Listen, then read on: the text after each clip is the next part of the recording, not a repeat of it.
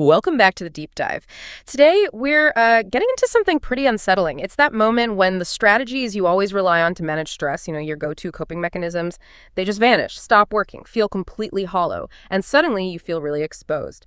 This deep dive looks at a specific psychological challenge. Sometimes it's talked about in spiritual circles or deep therapy, this phase of awakening. It's where the fixed sense of self, the ego, kind of starts to dissolve. And for anyone going through intense, rapid personal change, well, this breakdown of your inner stability can be genuinely terrifying. It's like finding out your emotional safety net was, made of paper all along. Yeah, that feeling of sudden vulnerability, that's exactly what we need to unpack here.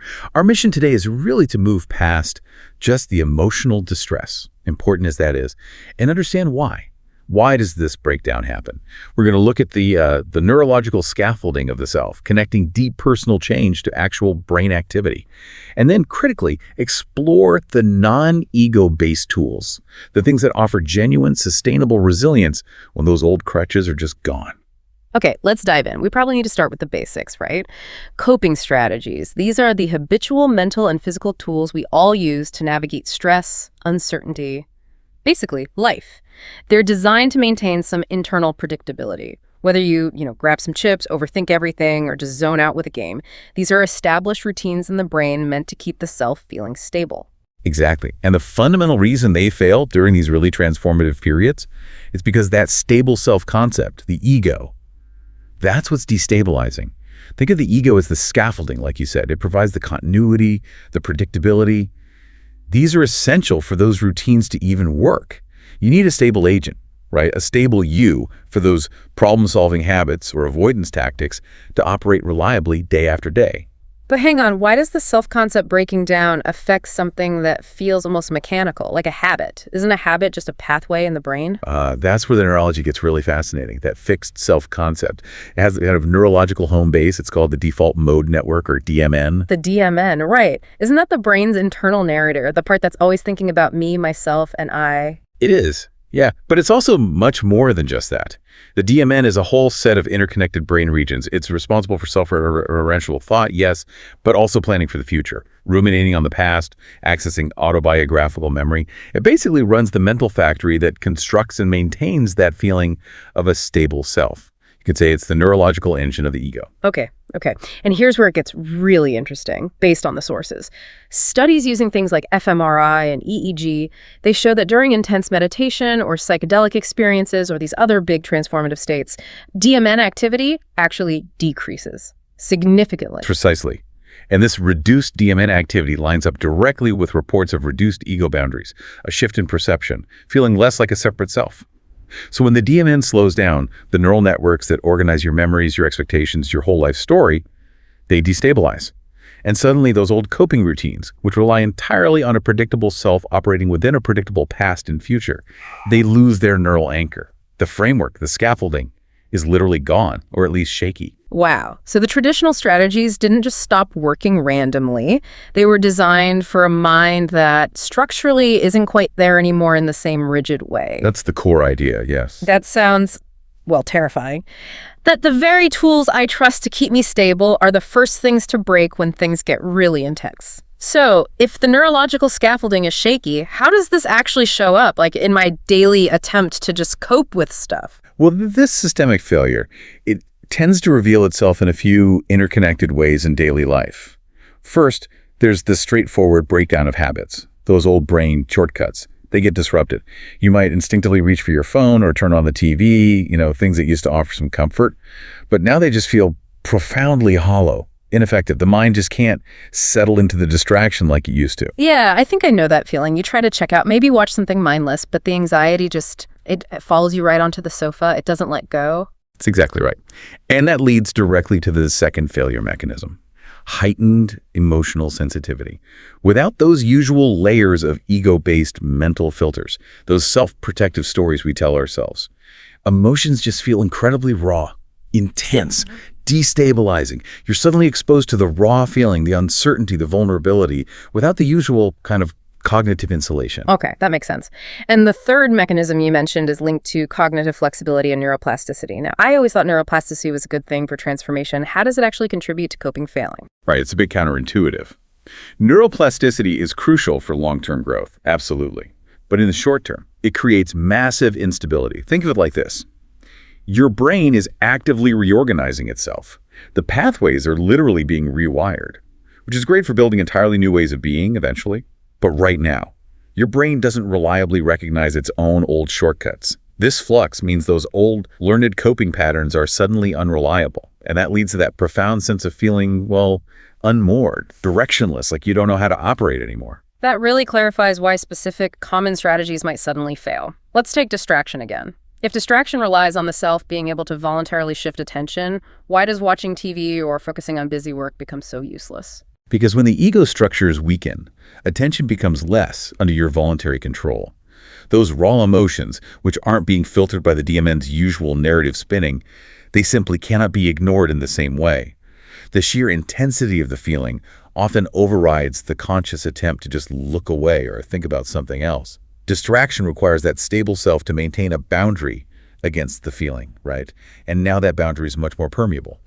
What about the mental strategies lots of us see as more adaptive, like cognitive reappraisal? We're always told to reframe a stressful situation. Why is that vulnerable? Well, cognitive reappraisal relies heavily on a stable, functioning self-narrative.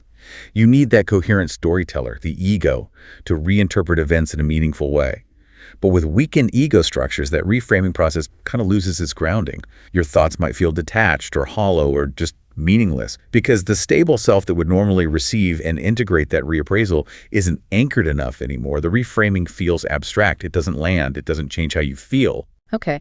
And if those active cognitive strategies fail, I can only imagine how badly things like avoidance or suppression must fare, trying to just push feelings down. Oh, absolutely.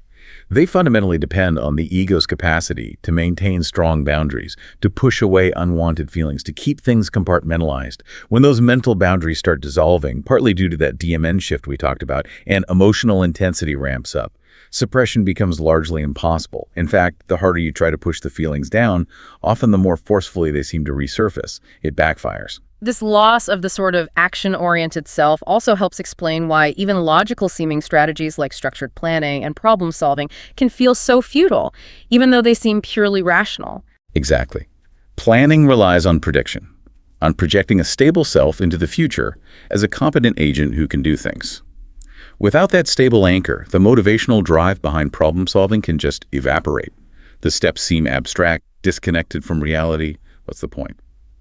And similarly, if you try to cope by seeking external validation, constantly asking for advice or reassurance, that often fails too during these periods.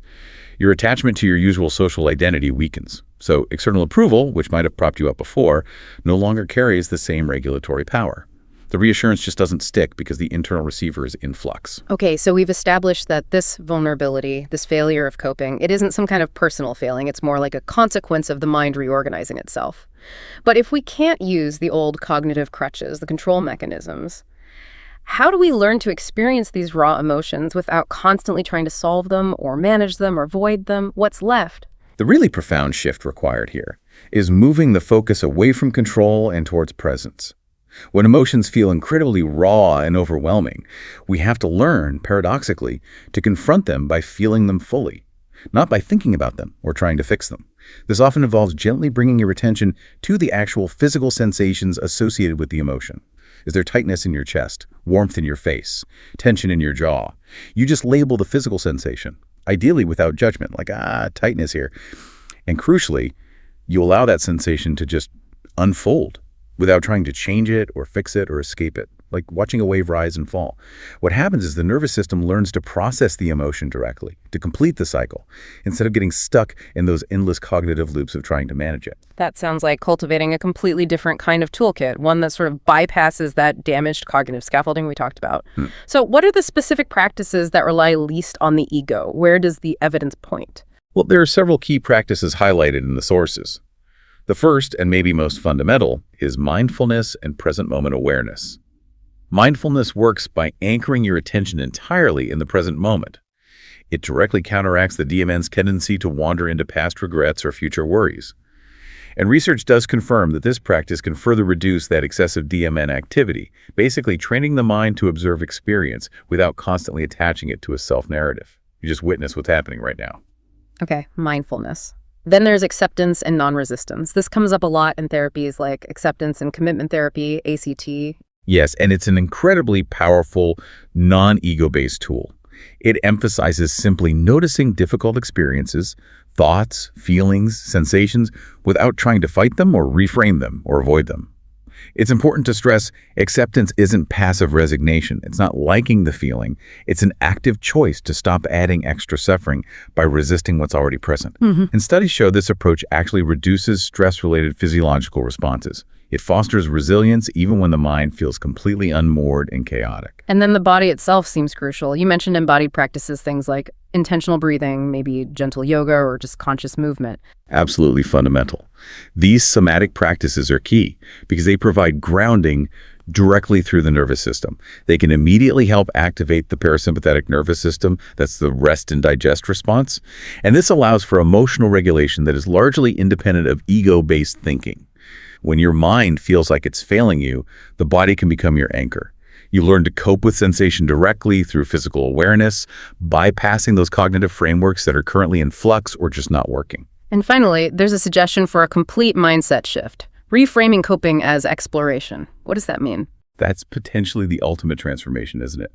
Instead of viewing difficult experiences, intense emotions, or destabilizing thoughts as problems that need to be solved or eliminated, you start to view them as necessary, maybe even valuable opportunities to learn and transform.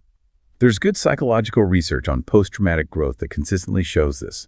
Individuals who approach destabilizing experiences with curiosity, openness, and self-compassion, they tend to develop stronger, more flexible, more fluid resilience in the long term. This whole shift allows the mind and body to learn how to tolerate and process difficult emotions directly. It turns vulnerability itself into an actual source of profound inner strength. Hashtag outro. So we started this deep dive with that really challenging feeling, maybe a familiar one for some listeners, of our most trusted coping mechanisms just failing us. And the core insight really is that this failure isn't a sign you're doing something wrong or that you're weak. It's more likely a natural, maybe even necessary consequence of the mind reorganizing itself during a period of profound change. The stability those old strategies relied upon, that fixed sense of self, it's dissolving or at least shifting. Right. You can't really use a map that was designed for a continent that no longer exists in the same form.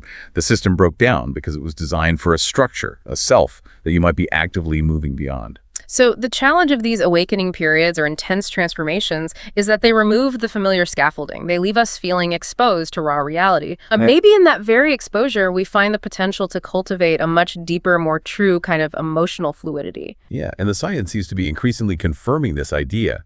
When the ego structures loosen, coping becomes less about controlling the experience, fixing it, managing it, and much more about learning how to flow with the emergent, raw reality of the present moment. So, perhaps a final provocative thought for you to consider based on all this. If you were to consciously adopt just one practice, maybe mindfulness, maybe acceptance, maybe embodied practice like breath work, which one feels like it relies least on your habitual cognitive problem-solving self? And what might happen if you focus solely on that technique, just as an experiment, the next time you feel a wave of stress or difficult emotion rising?